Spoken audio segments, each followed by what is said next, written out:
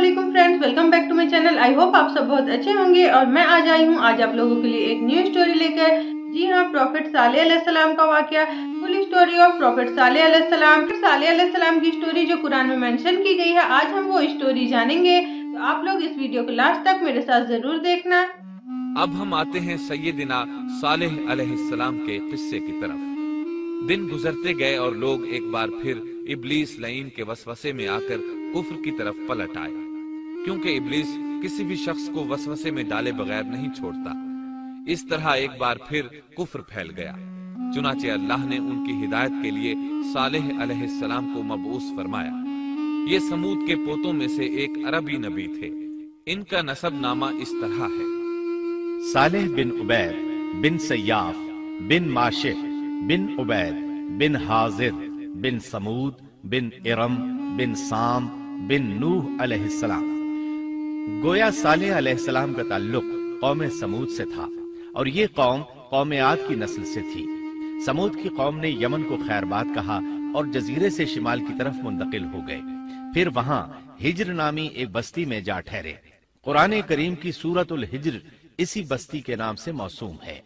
कौम आद का तस्करा सूरतुल हिज्र के अलावा सूरतुल अहकाफ और सूरह हूद में भी है। अल्लाह ताला सूरतुल हिज्र आयत 80 में फरमाते हैं, और हिज्र वालों ने भी रसूलों को झुटलाया। हिज्र कौम समूद का मरकजी शहर था। अब वो मदाइन सालेह के नाम से मशहूर है। ये शहर मदीना मुनव्वरा के शिमाल मगरिब में 380 किलोमीटर के फासले पर वाक़ है। ये लोग भी पहाड़ों को तराश कर घर बनाते थे। ये सनत और कारीगरी उन्होंने कौम आद से विरासत में पाई थी। अल्लाह ताला सूरतुल फज्र आयत 9 में फरमाते हैं, और कौम समूद के साथ क्या किया जिन्होंने वादी में बड़े बड़े पत्थर तराशे थे। कुरान मजीद में अल्लाह ताला एक मकाम पर फरमाते हैं, और हमने कौम आद और समूद को गारत किया जिनके बाज मकानात आपके सामने जाहिर हैं। उनके मकानात उनकी तबाही से लेकर अब तक मौजूद हैं। शाम के रास्ते में खैबर, तैमा से तबूक तक कौम समूद के आसार पाए जाते हैं। ये लोग किस तरह पत्थर तराश तराश कर घर बनाते थे, अल्लाह ताला ने सूरतुल आराफ आयत 74 में इसका जिक्र किया है।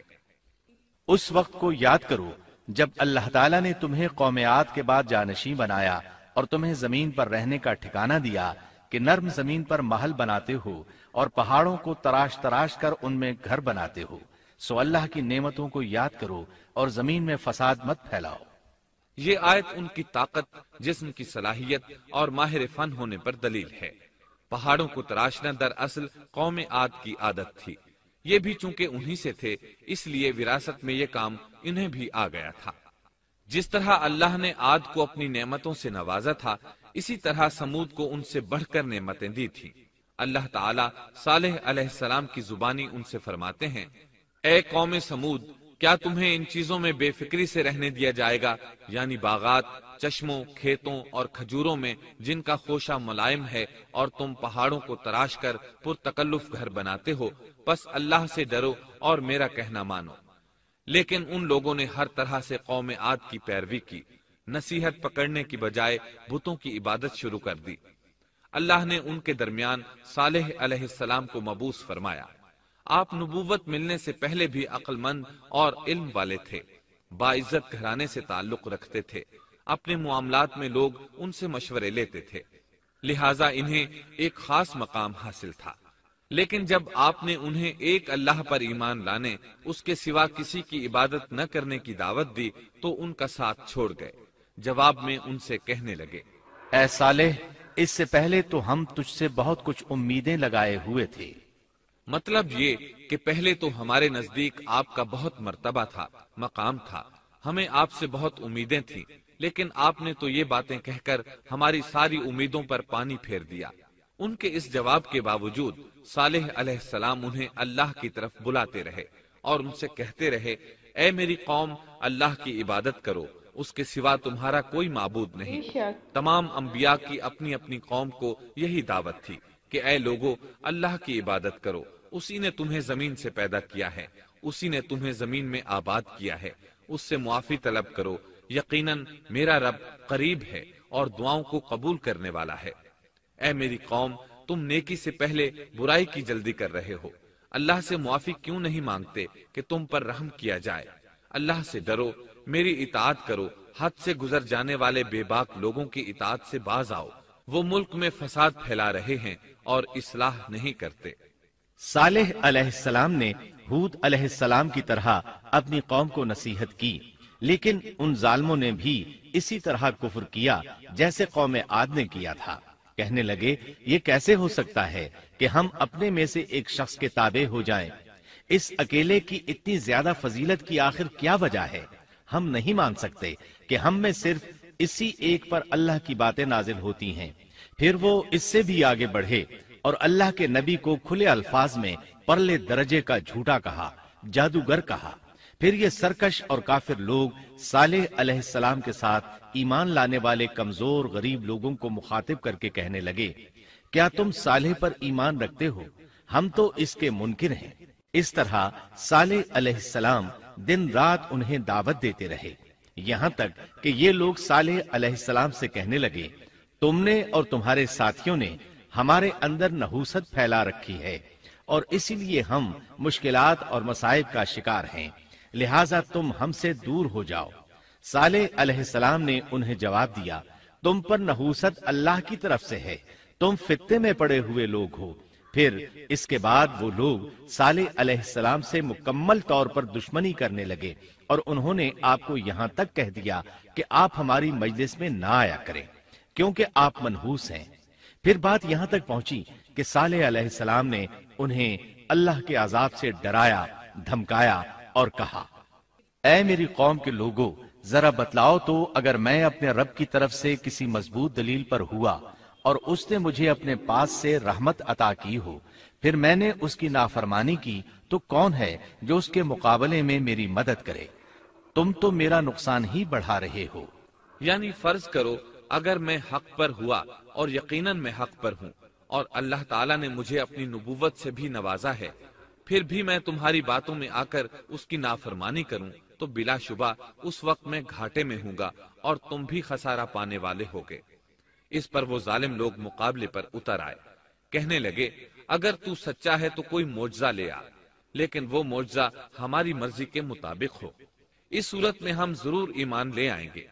آپ ایسا کریں کہ بستی کے کنارے پتھریلی چٹان میں سے دودھ دینے والی 10 ماہ کی حاملہ اونٹنی نکالیں، اس کا رنگ سرخ ہو۔ صالح علیہ السلام سے یہ مطالبہ کر کے وہ سردار لوگ ایک طرف بیٹھ گئے اور مذاق اڑانے لگے۔ ایک کہنے لگا اونٹنی 10 ماہ کی ہو، حاملہ ہو، دوسرا کہنے لگا لازمی طور پر اس کا رنگ سرخ ہو، پھر ایک تیسرا سردار بولا اس کی کھال پر بہت زیادہ اون ہو، چوتھا بولا موٹی تازی ہو، ہم نے پہلے اس قسم کی اونٹنی دیکھی نہ ہو، پانچواں بولا وہ اتنی بڑی ہو کہ اکیلی ایک دن تمام کنویں کا پانی پی جائے اور دوسرے روز ہم پئیں۔ یہ لوگ اسی طرح مذاق اڑا رہے تھے کہ صالح علیہ السلام نے ان سے کہا، اگر تمہاری مطلوبہ اونٹنی تمہیں مل جائے تو کیا تم ایمان لے آؤ گے؟ سب نے مل کر کہا، ہاں ضرور لے آئیں گے۔ صالح علیہ السلام نے فرمایا، تب تم ایک دن سب لوگوں کو جمع کر لو۔ مقررہ دن وہ لوگ جمع ہو گئے۔ ان کی موجودگی میں صالح علیہ السلام نے اللہ سے دعا کی، زمین پر زلزلہ طاری ہوا، ان کی آنکھوں کے سامنے چٹان پھٹی اور اس سے بالکل ویسی ہی اونٹنی نکلی جیسا کہ ان کا مطالبہ تھا۔ انہوں نے اپنی زندگی میں ایسی اونٹنی کبھی نہیں دیکھی تھی، اس میں وہ تمام صفات موجود تھیں جن کا ذکر ان لوگوں نے کیا تھا۔ اللہ تعالیٰ صالح علیہ السلام کی زبانی سورہ ہود آیت 64 میں فرماتے ہیں، اے میری قوم، یہ اللہ کی بھیجی ہوئی اونٹنی ہے، یہ تمہارے لیے ایک معجزہ ہے، اب تم اسے اللہ کی زمین میں کھاتی ہوئی چھوڑ دو اور اسے کسی طرح کی تکلیف نہ پہنچاؤ، ورنہ فوری عذاب تمہیں آ پکڑے گا۔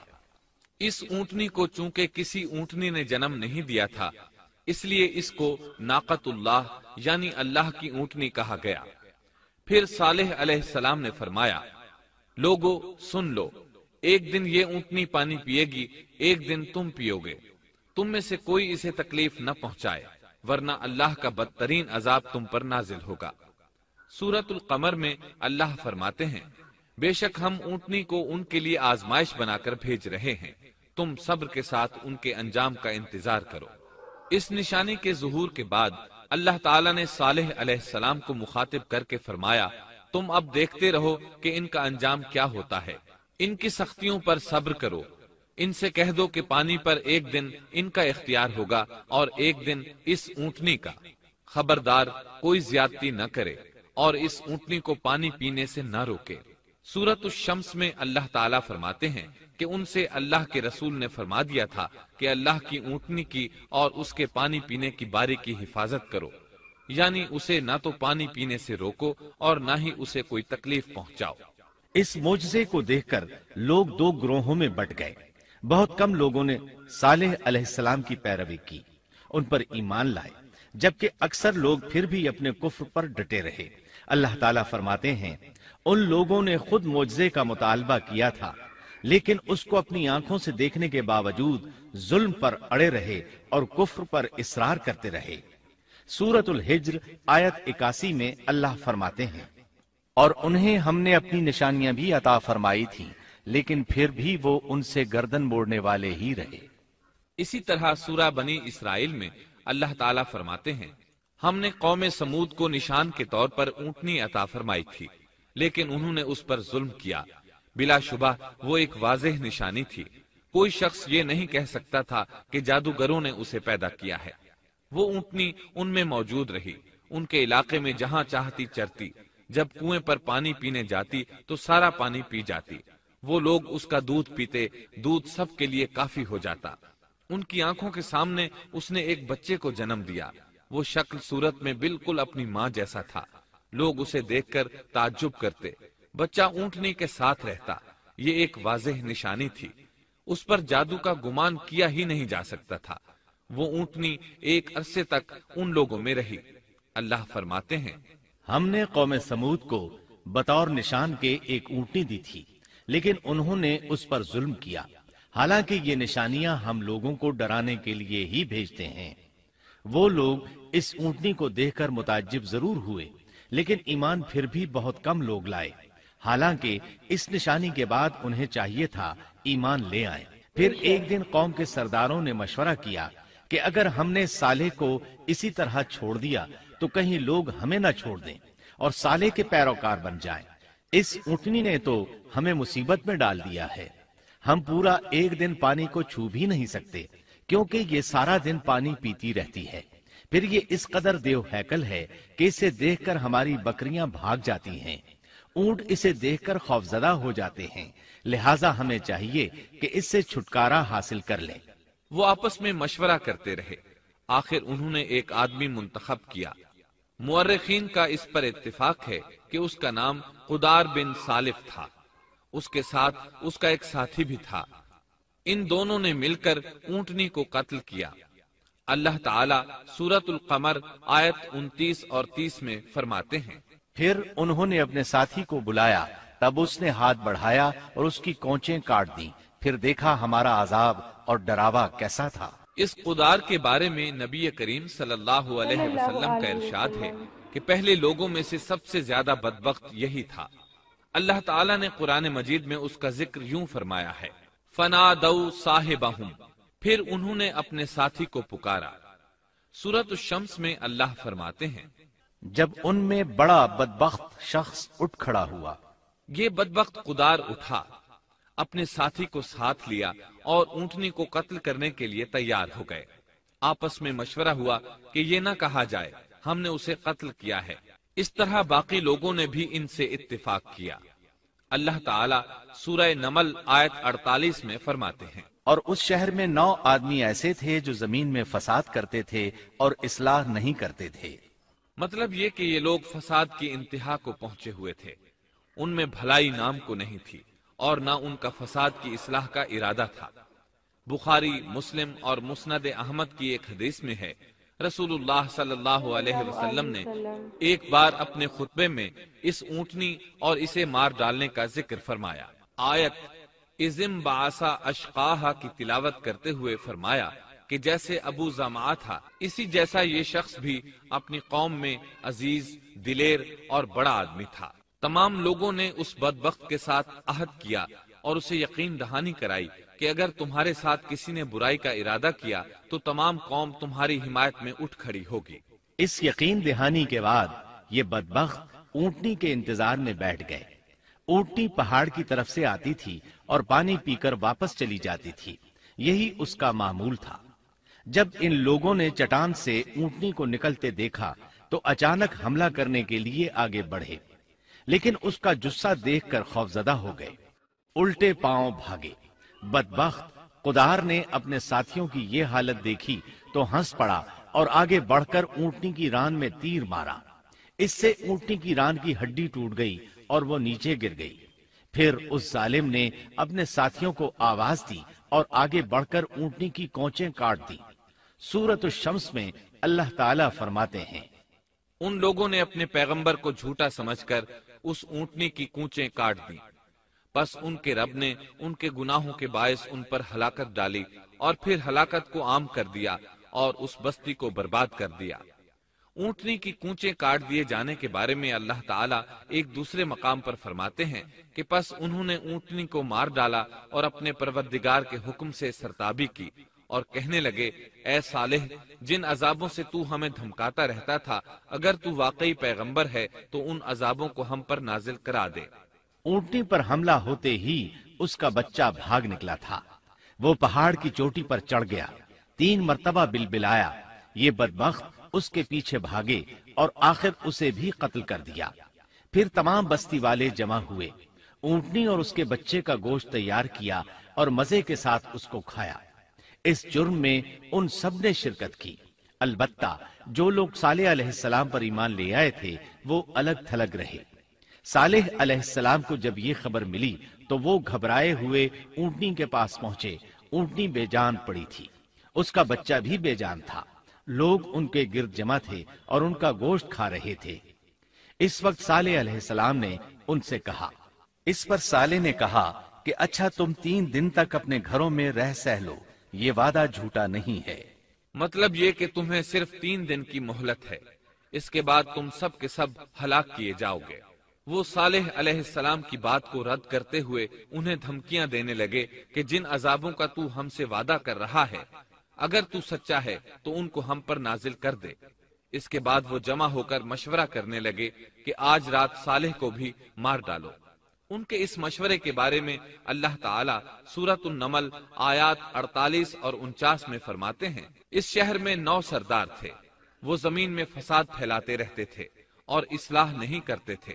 انہوں نے آپس میں بڑی بڑی قسمیں کھا کھا کر عہد کیا کہ رات ہی کو صالح اور اس کے گھر والوں پر چھاپا ماریں گے اور اس کے وارثوں سے صاف کہہ دیں گے کہ ہم اس کے اہل کی ہلاکت کے وقت موجود نہیں تھے اور ہم بالکل سچے ہیں۔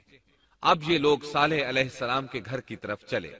اللہ تعالیٰ سورۃ النمل آیات 50 اور 51 میں فرماتے ہیں، اور انہوں نے ایک داؤ کھیلا، سو ہم نے بھی ایک ایسا داؤ کھیلا کہ انہیں خبر بھی نہ ہوئی۔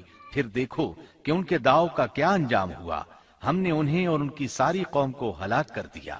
صالح علیہ السلام کا گھر پہاڑ کی بلندی پر تھا۔ یہ فسادی لوگ ابھی اوپر چڑھ رہے تھے کہ زمین حرکت کرنے لگی۔ ایک چٹان اوپر سے لڑھکتی ہوئی آئی اور ان تمام کو پیس کر رکھ دیا۔ ان 9 فسادی لوگوں کی ہلاکت کے ساتھ ہی اللہ کے عذاب کی ابتدا ہو چکی تھی۔ چنانچہ صالح علیہ السلام نے اپنے ساتھیوں کے ساتھ اس بستی کو چھوڑ دیا، یعنی وہ ہجر کے علاقے سے نکل گئے۔ صبح ہوئی تو لوگوں نے ایک عجیب منظر دیکھا۔ قوم سمود کے تمام لوگوں کے چہرے زرد پڑ چکے تھے، وہ سب رونے لگے کیونکہ عذاب کے آثار شروع ہو چکے تھے۔ دوسرے دن تمام لوگوں کے چہرے آگ کی طرح سرخ ہو گئے اور تیسرے دن تمام کے چہرے سیاہ ہو چکے تھے۔ اپنی یہ حالت دیکھ کر سب لوگ رونے اور چیخ پکار کرنے لگے، اپنی قبریں کھودنے لگے۔ اب انہیں یقین ہو چکا تھا کہ عذاب کا وعدہ برحق تھا۔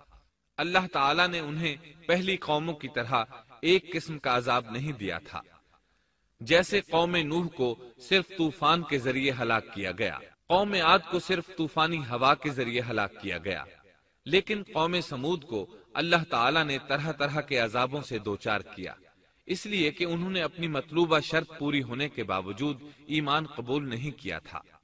عذاب کی ابتدا زلزلے سے ہوئی، زمین حرکت کرنے لگی۔ اس کی وجہ سے وہ لوگ اپنے گھروں میں औंधे के औंधे पड़े रह गए। उनमें उठने की ताकत तक न रही। फिर आसमान में सख्त कड़ाका हुआ, उसकी हौलनाक दहशत अंगेज चिंगाड़ ने उनके भेजे फाड़ कर रख दिए। एक ही लम्हे में एक साथ वो सब ढेर हो गए। उनकी हलाकत और तबाही को बयान करते हुए अल्लाह ताला सूरत ज़ारियात आयात 43 ता 45 में फरमाते हैं, और समूद के किस्से में भी इबरत है जब उनसे कहा गया कि तुम कुछ दिन तक फायदा उठा लो, लेकिन उन्होंने अपने रब के हुक्म से सरताबी की। इस पर उन्हें उनके देखते देखते तेज और तुंद कड़ाके ने हलाक कर दिया, बस न तो वो खड़े हो सके और न बदला ले सके। इसी तरह सूरह हूद में अल्लाह ताला ने उनकी तबाही का नक्शा इस तरह खींचा है कि एक जोर की कड़क ने उन जालिमों को आ लिया, फिर तो वो अपने घरों में जानू के बल मुर्दा पड़े रह गए, ऐसे गोया कि वो कभी आबाद ही न थे। सूरतुल कमर में अल्लाह ने उनकी रुसवाई इन अल्फाज में बयान की है, हमने उन पर एक चीख भेजी, फिर वो ऐसे हो गए जैसे कांटों की बाढ़ का चूरा। दूसरी तरफ सालेह अलैहिस्सलाम और उनके साथियों को अल्लाह ताला ने अपनी रहमत से नजात दी। अल्लाह ताला सूरह हूद आयत 66 में फरमाते हैं, फिर जब हमारा फरमान आ पहुंचा, हमने साले और उन पर ईमान लाने वालों को अपने फजल से उससे बचा लिया और उस दिन की रुसवाई से भी। यकीनन तेरा परवरदिगार निहायत तवाना और गालिब है। इस कौम के आसार आज तक बाकी हैं। मदीना मुनव्वरा के शिमाल मगरिब में इनके घर मौजूद हैं। अब ये इलाका मदाइन सालेह के नाम से मशहूर है। सूरत नमल में अल्लाह ताला फरमाते हैं, बस ये उनके घर हैं जो उनके जुल्म के सबब वीरान पड़े हैं। बेशक इसमें दानिशमंदों के लिए निशानियां हैं। अल्लाह ताला ने उनके निशानात को आज तक बाकी रखा है ताकि बाद में आने वालों को यकीन हो जाए और किसी किस्म का शक न रहे। अजाब के आसार नमूदार होने पर सालेह अलैहिस्सलाम ने उनसे फरमाया था, ऐ मेरी कौम, मैंने तुम्हें अपने परवरदिगार का हुक्म पहुंचा दिया था और मैंने तुम्हारी खैर खाही की, लेकिन तुम लोग खैर खाहों को पसंद नहीं करते। इसके बाद सालेह अलैहिस्सलाम अपने साथियों के साथ वहां से हिजरत करके फिलिस्तीन आ गए। वहीं रमल्ला नामी बस्ती में रहने लगे और यहीं आपकी वफात हुई। नबी करीम सल्लल्लाहु अलैहि वसल्लम सहाबा-ए किराम रज़ियल्लाहु अन्हुम के साथ तबूक तशरीफ ले गए तो आपने मदायने सालेह के करीब क़याम फरमाया था। सहाबा ने उन कुओं से पानी ले लिया जो कौम समूद के इस्तेमाल में रहे थे। कुछ बर्तन भी वहां से ले लिए। आपको पता चला तो आपने हुक्म फरमाया, इन बर्तनों को तोड़ दो और इस पानी को बहा दो और इस पानी से जो खाना तैयार किया है उसको उलट दो। आपने उन्हें उन घरों में दाखिल होने से भी रोक दिया जिनमें अल्लाह का अजाब नाजिल हुआ था।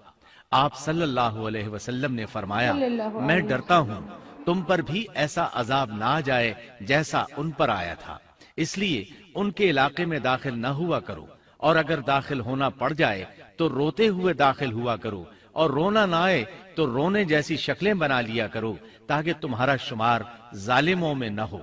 अल्लाह ताला फरमाते हैं, आगाह रहो, कौम समूद ने अपने रब से कुफ्र किया, सुन लो इन समूदियों पर फिटकार है।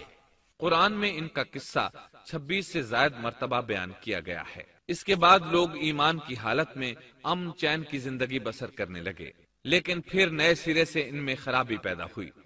शैतान ने फिर अपना काम दिखाया, उनके दिलों में वसवसा डाला और फिलिस्तीन, इराक, मिस्र और जजीरे के नवाही इलाकों में शिर्क फैल गया। लोग एक बार फिर कुफ्र की तरफ पलट पड़े। इस पूरे किस्से में चंद इबरतें हैं, आइए जरा उनका भी जिक्र हो जाए।